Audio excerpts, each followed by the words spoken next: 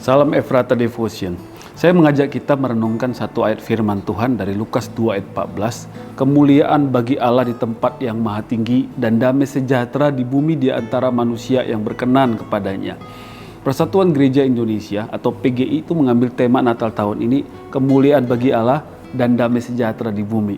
Tema tersebut diambil dari ayat yang kita baca tadi, dan itu adalah pernyataan dari malaikat dan bala tentara sorga loh. Suatu pernyataan pujian, keagungan, dan penuh pengharapan.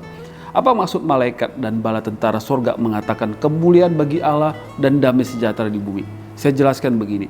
Itu dimulai ketika Yesus Kristus lahir di dunia. Jadi kemuliaan Allah nyata melalui Yesus Kristus, dan efeknya mendatangkan damai sejahtera di bumi. Sekali lagi, Yesus adalah ekspresi atau pernyataan atau manifestasi dari kemuliaan Allah. Kalau mau melihat dan mengenal keagungan Allah, lihatlah Yesus. Yesus itu adalah pernyataan diri Allah, dan Yesus adalah Allah.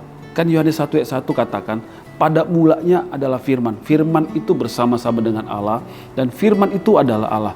Dan Yohanes 1 ayat 14 katakan, firman itu telah menjadi manusia dan diam di antara kita, dan kita telah melihat kemuliaannya, yaitu kemuliaan yang diberikan kepadanya sebagai anak tunggal Bapa, penuh kasih karunia dan kebenaran.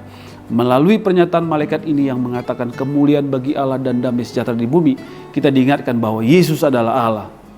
Berikutnya yang kita pahami dari pernyataan para malaikat tersebut begini.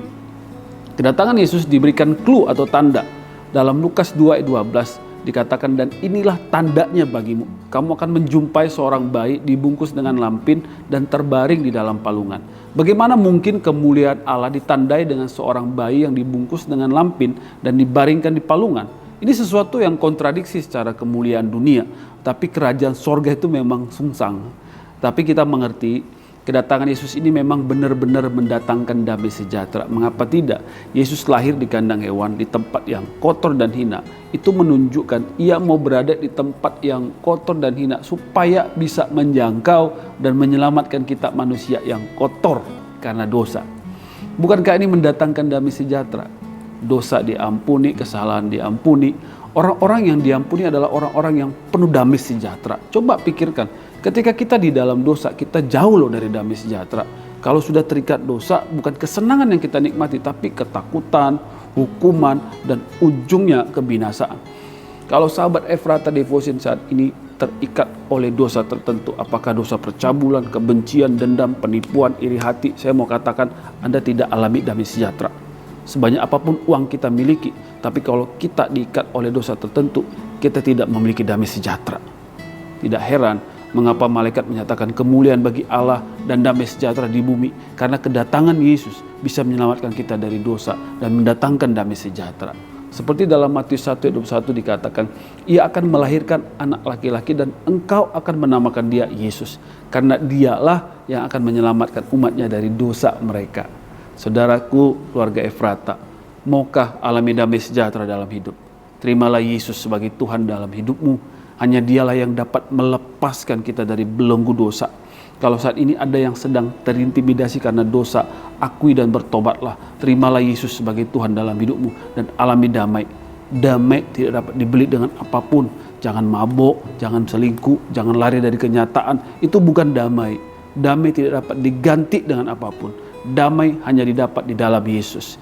Kiranya kita semua dapat mengalami kemuliaan Allah dan damai sejahtera. Mari kita berdoa.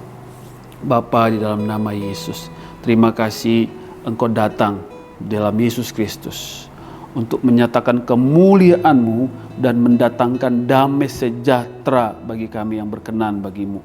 Tuhan, terima kasih untuk karya-Mu. Engkau datang ke dunia yang penuh dengan noda, kekotoran, dosa, kenajisan. Kami manusia yang berdosa bisa diterima, bisa diampuni oleh kasih dan pengorbanan-Mu. Dan kami mau tinggalkan dosa yang kami tahu itu ujungnya maut. Yang kami tahu itu tidak mendatangkan damai sejahtera. Tapi hari ini kami Tuhan ingatkan, kami mau hidup di dalam Engkau Yesus Kristus yang menebus dosa, yang mengampuni dosa. Dan kami mau alami damai sejahtera. Oh Tuhan, berikan kami keberanian, kekuatan untuk mengatakan tidak pada dosa, supaya kami alami yang namanya damai sejahtera dari Tuhan. Terima kasih ya Bapa, kami rindu kami mengalami kekuatan dari Tuhan. Di dalam dan demi nama Yesus kami telah berdoa. Amin.